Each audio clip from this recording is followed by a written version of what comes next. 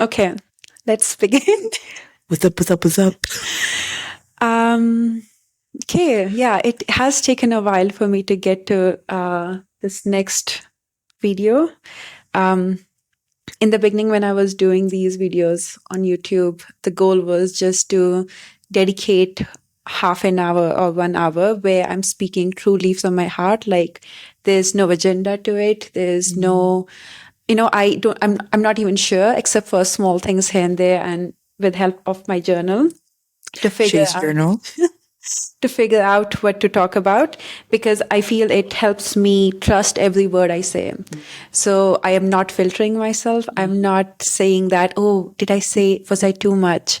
So I'm just being 100% me. And then with just minimal editing, post it and let it be out there. That in that moment of time, that was the ultimate truth. As authentic as possible. Yeah. So what happens is because I was in Brazil when I was doing it, it was more easy for me to be authentic most of the time and just speak to the camera. But then as I started integrating back in the society, Being around people. yeah, and in a way it's good because you're not just talking to yourself, you are echoing. Like it's good to have the conversations that I would have with myself. Also the spaces we create for each other to have those conversations. That's like so important. But at the same time, it's so important to have those conversations, continue having those conversations with yourself again and again. So one of the reasons why I wanted to do this chai with Shay, which today we have Juice. orange juice. Juice with Shay. The It reason sounds like you're going to have a show like where you have a juicer and you just juice. I'm like, let's get ready to juice some strawberry pineapple milkshake. Something. Yeah, I feel like that's where we are headed. So yeah, once I integrate, it gets harder because you are talking to other people, but then you somehow don't value your alone time as much or value just having a conversation still with yourself because somehow it's still good to, when you're having two-way conversation because you're looking at the cues and you're like, oh, what I'm saying, she's validating it. So, you're still somehow always assessing your self-worth. But I think talking to the camera and saying something like truly into the void and then putting it out there and not judging that, it is so hard because every word, especially if you go and listen to yourself again, every word that comes out of your mouth, you'll be like, am I too much? Yeah, or you're questioning your own reality of it as well. I feel you. Sometimes I have these thoughts about certain topics and I go, am I being crazy? Is this something that makes sense? I think that's a common question I ask myself is, does it make sense? Even in our last video, when I was going on and on about something and I just stopped and I go, am I making sense? And we look back and I did. But in the moment, a lot of good things. yeah, we said a lot of really good topics. Like we talked about a lot of really good things, but in the middle of it all, it's always, am I making sense? And yeah, I get it. I have this memory from one of the first group retreats I did when I was going on my journey of who am I. So I joined this program someone was doing a belly dancing group therapy, something sort of in India.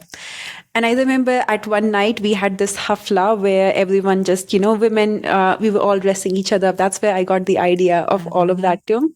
And we were dancing and Meher would choose a song for us.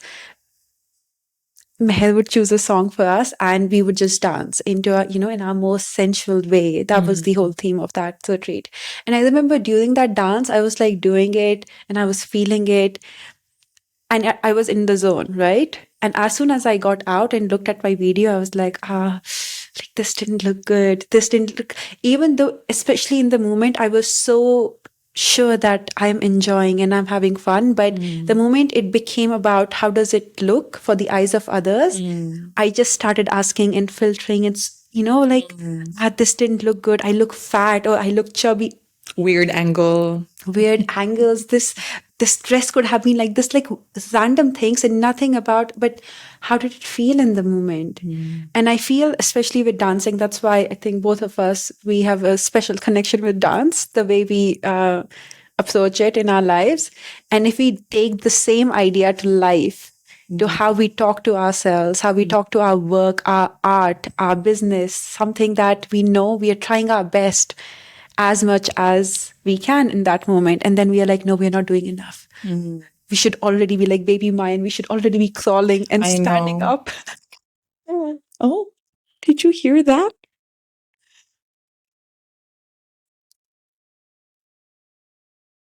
She agreed, don't worry. Yeah.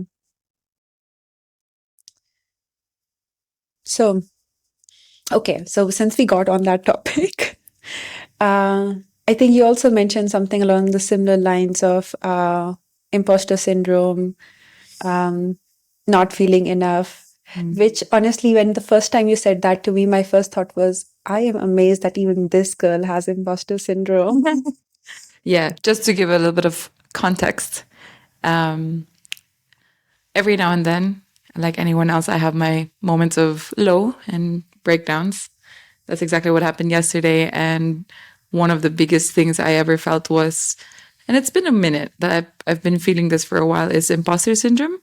And it's always because, again, questioning yourself, does it make sense? Do I make sense? Is this right? Like, am I enough? It's like, am I doing what I don't know, I guess, am I the right person for this? And it's so annoying because 99% of the time I'm like, yeah, I'm good at this. This is what I do best. It's my purpose. Proof you have done Exactly. so much before. And that's the thing. It's like there's so much proof out there, Mayan. And then just like that one moment, a blip, and I just spiraled yesterday, and it was just that I didn't even realize it as until I was talking to you. Like was in my room having my own meltdown, and I came out. I thought I was done. Shay was there, and I just broke down again.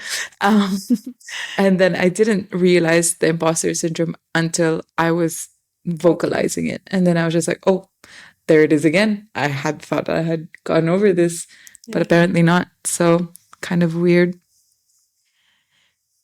It's yeah. One thing I've learned universally about all of us is in some levels we all have imposter syndrome. And but the work that we do is actively challenge it and still show up even with imposter syndrome. Yeah. I think that's the whole thing, is like, it's always, that voice is always going to be there. It's just minimizing it and not letting it stop you from, Not letting it take root. that's a good way of putting it, actually, not letting it take root. Yeah. I feel the same about grief.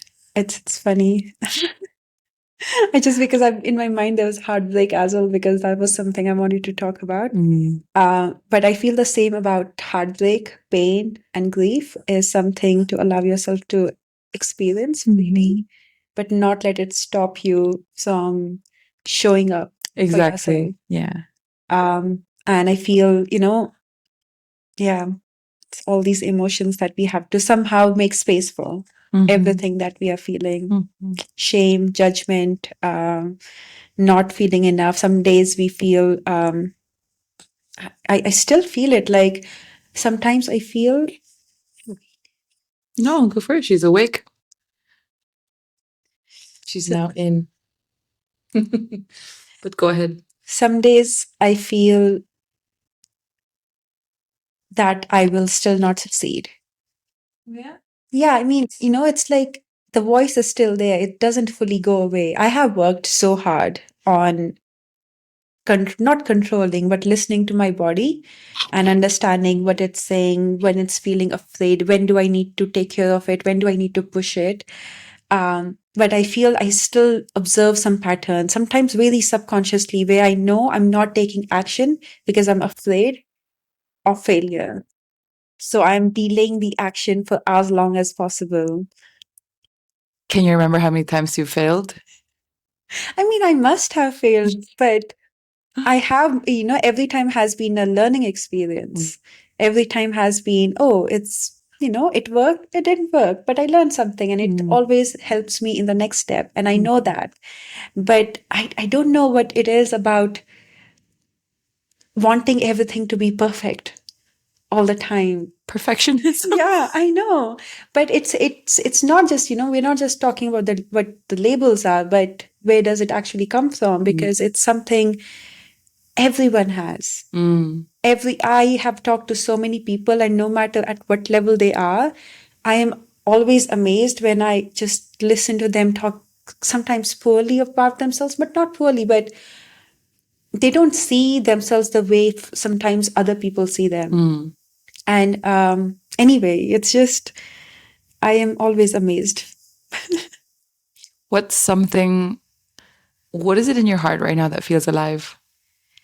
A lot of things. You mentioned heartbreak, grief. So yeah, I wanted to talk about heartbreak because we were having this discussion in This Is Chicas Only. So you can also go in the story highlights to get I just joined. I don't know why I wasn't in it for a while. I was like, God, you have so much cheese made to catch up on. So much. See, okay, this is the thing. I don't know when you're watching this, but the later you join the group, oh gosh, the more you have to catch up on. I did understand some of the stories. I'm just like, who, what, where, what, where?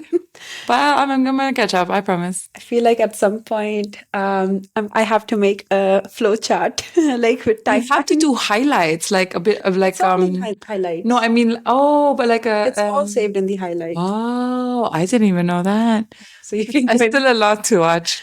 Can you give me like an outline? That's only for the group. Okay. So we were having the discussion on heartbreak. So one of the things that one of the topics that has been a frequent topic of conversation in the group has been heartbreak, because my whole journey started from heartbreak back in 2023 when my relationship with my ex ended and I went on my healing journey, as they say, to find myself. And I found myself in some ways. So anyway, we were talking about heartbreak in the group today, and actually she said something. Here's my phone. Under? Are you sitting on it? No. Oh.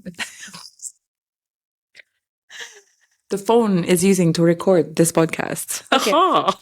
I will try to remember from memory what she said. But something about why does it hurt so much? I did everything and I did everything in this relationship for it to feel a certain way, but it still didn't work out. Am I too hard to love? Am I too much to love? Am I, so these thoughts that she was sharing, it obviously reminded me of when my relationship ended, and every time I have been rejected, or every time when I have somehow, things have gone sideways, those words have always somehow passed through my mind. You have something to say? I feel like you're just... I do. I'm just waiting. So this was something that she said. I have some things to talk about it too, because I feel in my own journey, I've learned how to kind of accept rejection and why it happens, why we think like that. So I wanted to especially talk about that today. Oh, go for it. She's just enjoying the light. He's finding something new to play with. Okay. Tell me your thoughts on it. Oh, no, go ahead. I think it's I want you to flow with the idea first, because I think it's more like it relates. Yeah. But I want to understand. I don't think it fits yet. Let's see. What I wanted to tell her and what I would tell myself every time I go through something like heartbreak, where it feels like I am being abandoned, where it feels like I have opened my heart 100% fully, given so much, and yet it hasn't been accepted, or for whatever reason, it hasn't worked out. I spent 6 years with my partner, and no matter how much you want things to work out, sometimes they just don't work out. But it doesn't mean the pain isn't real, and you have to go through the pain. You have to go through that grief. And in the beginning, it will almost feel like, oh my God, I can't move. I can't function anymore. Paralyzed. You're fully paralyzed. And that's when you will somehow find some escapism, whether it's healthy or not. In the beginning, it's like the only thing you can do is show a lot of kindness and compassion to yourself as you're navigating. I know. It's like I'm talking about something. Welcome to motherhood. Serious. Okay. But where was I? Feeling the heartbreak. Feeling the heartbreak. Yeah. So, grief, you have to go through that. But what I wanted to say, and something that I've learned in the last 1 year or so of my trying to really look inwards, is for some reason, I would always think of rejection as, I would always think of rejection as they are rejecting me because something is wrong with me, and not that it just doesn't fit into their world. Not that maybe it is actually, no matter if there's chemistry, everything is perfect. It doesn't matter if both people are not reciprocal, like following that journey or deciding to walk that path together. And that's it. You don't need any more explanation. You don't need to figure out why he did what he did, or why why you were not enough. It doesn't matter because it just doesn't fit. Yeah, most of the time the first sort of like reaction is like, what did I do wrong? Is there something wrong with me? Whereas like you said, sometimes most of the time when people decide, it's not based on you, it's based on them. Yeah. It's based on like, why am I rejecting such a thing? It's because looking at my life, it doesn't fit. It's not like, oh, she's XYZ, it doesn't fit. No, it's usually they're looking at their own lives. And a lot of people tend to think it's about them. H. Do you have something to say, mine? Have you ever been hard? No. No. No. I'm going to put her down for a second. Yes. In case you're wondering if I'm looking down all the time, Mayan's there. But yes, to go back, I think we're so quick to judge ourselves. When something doesn't go wrong, it's always like, what did I do wrong? It's always like a negative self-reflection, when sometimes it's not even you, neither them. It's circumstantial, like wrong place, wrong time. Yeah. Sometimes it's like that. Like there's a lot of those things where, yeah, just circumstantial, to be honest. And I feel like we don't give ourselves enough grace to just be like, it is what it is. Yes. And that is not to say that the pain you're feeling, or if you have gone through heartbreak or whatever, the pain that you're feeling is not valid, because you still are allowed to grieve. Of course. The future you thought you would have, 6 years together, 4 years together, however much time, you do envision, start thinking of your life together, and that you would grow old together, and all the cute things you would do. And now that's just all holding space in your memory. And suddenly you're like, what am I supposed to do with all of that? Like, I thought we would be doing this and this, and suddenly now I have to figure it out all out on my own. And it's very normal to grieve that, because it took 6 years or however much time for your body to adapt to that world. That was your universe. But it is going to take, I don't know how long, but it is going to take time to kind of adapt to the world without them in it. And then you will slowly start introducing new people in your life. She's staring at me. I know I'm saying something very serious. Yes. Okay. This was where I'm trying to see if it makes sense, because I always have this concept of pain and happiness. It's, for me, emotion is like a spectrum. So for something to feel this amount of pain, it's like how do you call this? A spectrum, yeah? And this is the center. And we all start here. And if we allow ourselves to experience a certain amount of whatever emotion, let's say, for example, these are the positive emotions. I wouldn't say positive, good feeling, because I don't like saying negative emotions. They're more difficult emotions. Something uncomfortable. There you go. So this is more like the uncomfortable, difficult emotions. The more positive emotions are here. So let's say, for example, you allow yourself to feel this much happiness. And so if you only give that much happiness, the level of pain is also just equal. Yeah. When you've spent 6 years with someone, you've opened up that spectrum. So that's why when you're hurt, it has the capacity to go that far and that deep because you've opened up so much of your heart, so much of your life, so much of your emotions to that person, to that situation, to that relationship that of course, when you break up, it's just as it's just as painful as that, but like that much happiness that you felt with that person is just as much pain as you can potentially feel. Not necessarily that you have to, you can adjust that, but if it does reach to that level of pain, it's no surprise. It's because you've opened up yourself to that kind of that depth of emotion. So that's why I was thinking when you were talking about heartbreak, I'm like, man, yeah, level of pain equals the level of openness that you've invested into that relationship in terms of emotions. So, and this is how I always remind myself if I've allowed myself to feel, if I do feel that much pain, man, the other side of that is great. Like when you're able to like come back into center and to allow yourself to go to the other side, you already know that it's gonna be even more. I have a question for you. Sure. Is this then Worried. do I know women feel the pain because I have talked to women and we all are very, very emotional.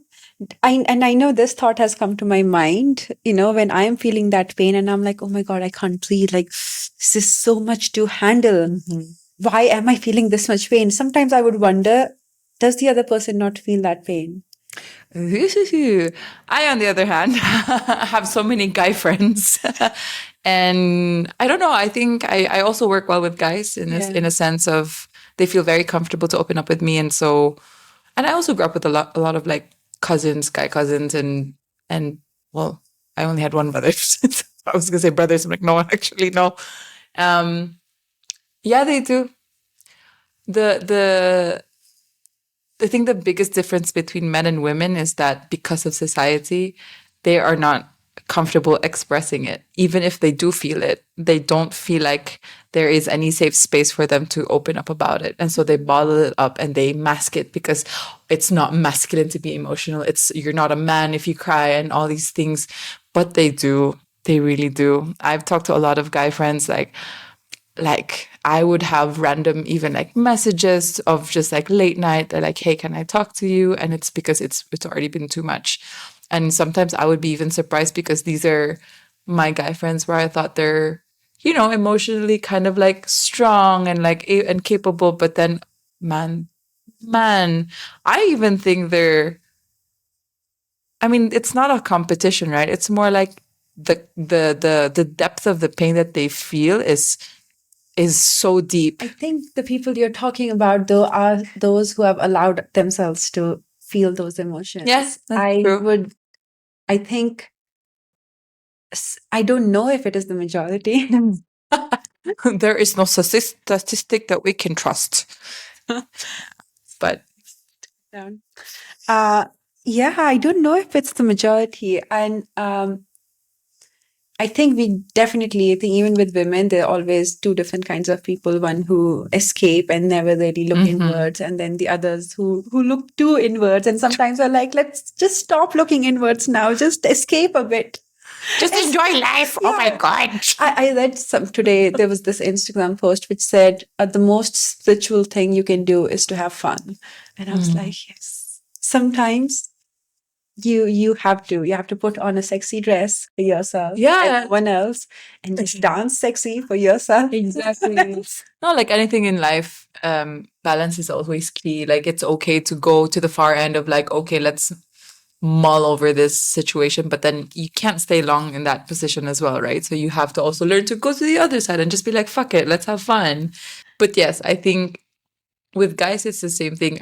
Like I mentioned, I just don't think that because society has sort of conditioned men to be that like don't express emotions, they just don't even try. And some of them obviously like allow themselves to feel and they can explore their emotions and then that's possible. But yes, men can feel Of course they can feel. as, They're as human. deeply. Yeah. I think it's just a matter of I think in a conversation that I hope more men have these days is how do we create spaces for us to also have to have friendships and communities? I know you agree, Mayan. I know you agree. She's like, yes, please heal the men so I don't have to worry about them. And I know, I know. Don't worry, we'll try to heal the world a little better for you in the future. And So yeah. Um, the other thing I want to mention is that if when you're going through that, it's so important to remind yourself, almost like a robot, if you can, that it is not about you. It is not about me. The rejection doesn't define my this person not choosing me doesn't define my self-worth. yes, It doesn't mean I am any less. It doesn't mean that I am hard to love. It just means that this person was not capable of providing that for me, and that's it. it just doesn't fit. I think I like what you said. It just doesn't fit. Yeah. That's it. And you know, as they it's the what is that name of the comedy by Daniel Sloss, the jigsaw puzzle. It's like the jigsaw piece It just doesn't fit. Yeah. And maybe you have to, you know, continue figuring out all the other pieces of your jigsaw puzzle, friends, community, other relationships besides this too. The other thing I want to talk about Ooh. was steps to heal from heartbreak. Ooh. Do you have your secret personal formula? I would call it, especially to kind of when you're rejected in some ways, to kind of reclaim your power, to reclaim your energy. Because when you're rejected, you know, it's like you were vulnerable, you opened yourself up, and now you gave a part of you.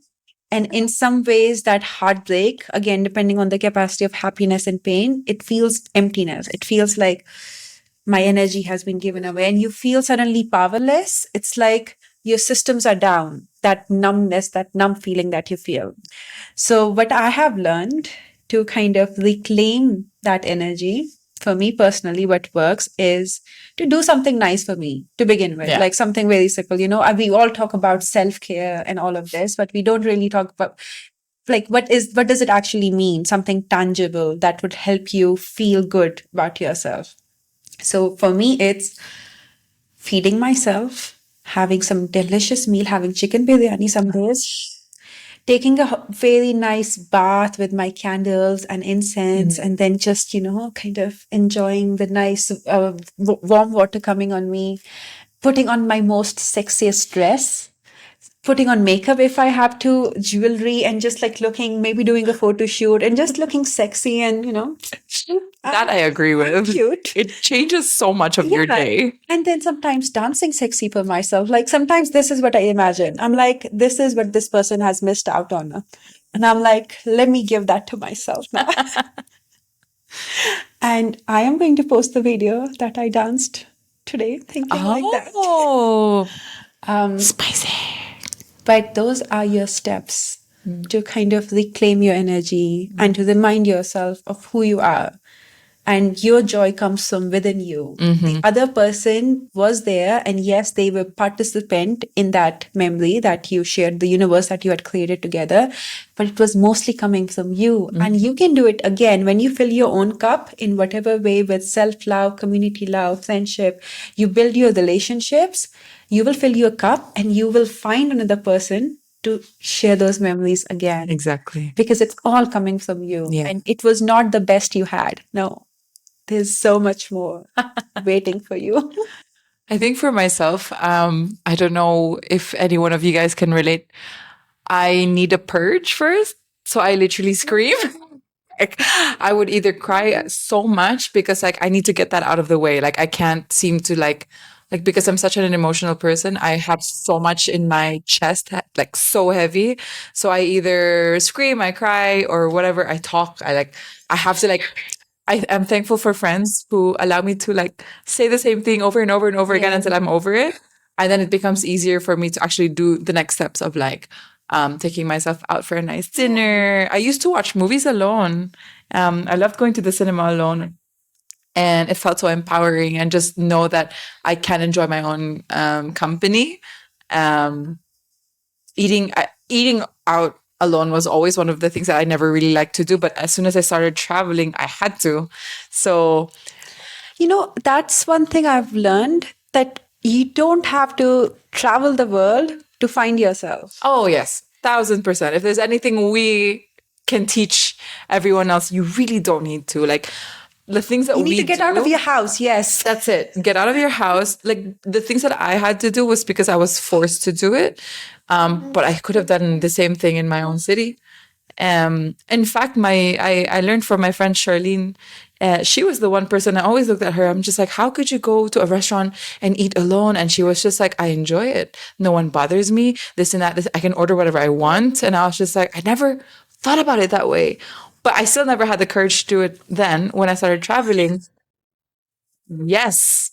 Then I thought, oh, she was right. Oh my gosh, I can go at any time, eat at any pace, eat whatever I wanted without any judgment. I can order 3 damn plates and it's fine, and I can enjoy it myself.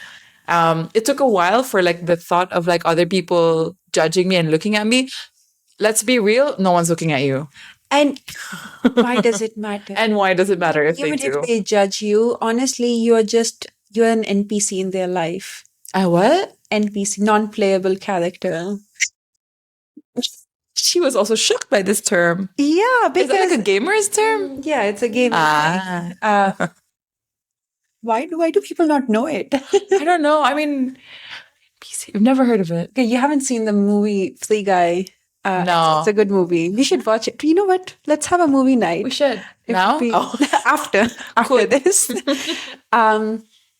So we are, yeah. Why does it matter? Yeah, they will find you weird, and you're just in you. After you're gone, they're gone. That's it. You will probably meet again, but they wouldn't remember. They were probably thinking about themselves. Like, am I looking good? Am I dressed in a decent way? Yeah. I don't know. Yeah. It's like I feel it's this paradox that is so bizarre. All of us think what others would be thinking about us, but even they are thinking. Humans are selfish. They're always thinking about themselves. Like, she agrees. Humans always, always, always think about themselves. Even for myself, even when I go out. It's not just it's a selfish thing. It's a natural thing. Yeah. We are in our own world. Our Yeah. consciousness is the only true experience we are. Most of the time, even if, like you said, people do think about what you're doing or whatever, it's a passing thing. It's not gonna live in their memories. And if it does, that's nice. You live in someone else's brain for free, rent free. For example, with this podcast thing I'm doing, okay, I have done quite a few and it's up on YouTube somewhere. In the beginning, I was thinking more about, oh my God, what should I say? I should say this, I should say that, it should look this way, it should look that way.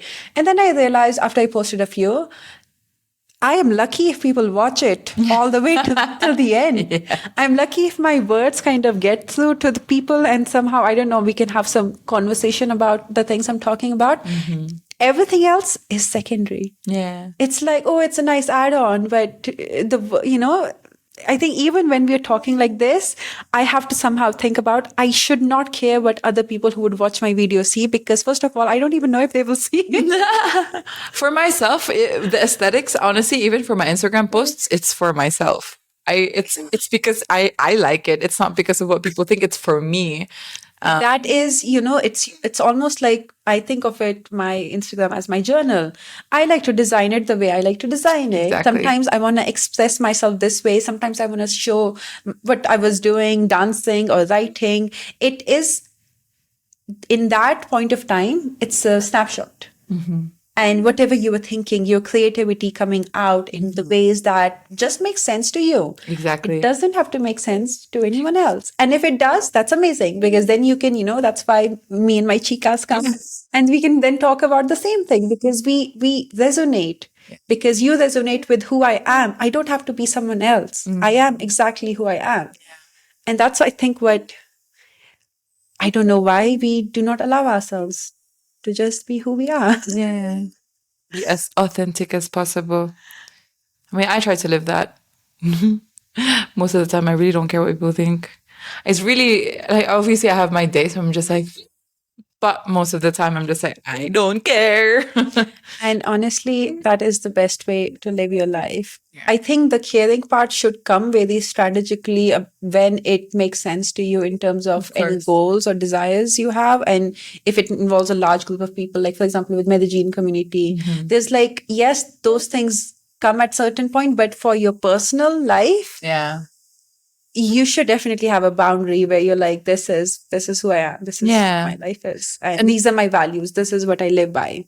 And also for myself, the only people I care about what they think about me are the people who I respect. Like people like you, like friends and family who genuinely like know who I am and what I live for. And so if I don't align with myself, they would call me out. If I'm Yeah. doing something that's really disrespectful, I would ask them. I would actually even tell them like I shouldn't have to ask, that you should call me out. Exactly. You know, and that's when I care, because I affect them. People don't understand this about friendships though, is when you're friends with someone doesn't mean you always have to be good to each other and always have like feel good moments. You should also hold each other accountable. Say no to each other when you feel like your boundary is being crossed. Like it should just be a normal thing. If she says no to me about something, again, it is not personal. It's her boundary. It just means I need to respect her boundary and figure out how does it fit in my world? Yeah. Does it work for me? No? Yes? Move on. Yeah, because sometimes she doesn't know what I'm going through and I'm not ready to open up about it. And so if I say no and she takes it personally, man, imagine if I was actually thinking about like, I don't know, something else, and then she took it personally, goes in a spiral, then it actually becomes a fight, and then it all was because of an assumption. Yeah. I think the world of assumptions is just wrong. It's just don't assume, because exactly, All the always time. ask. What is going to happen? Okay, baby mine is getting fussy. So this would be a good time for us to end the chat for today. I just hope it helped people. Just remember, when it comes to like emotions that are affected by other people, it's never really always about you. Of course, it's always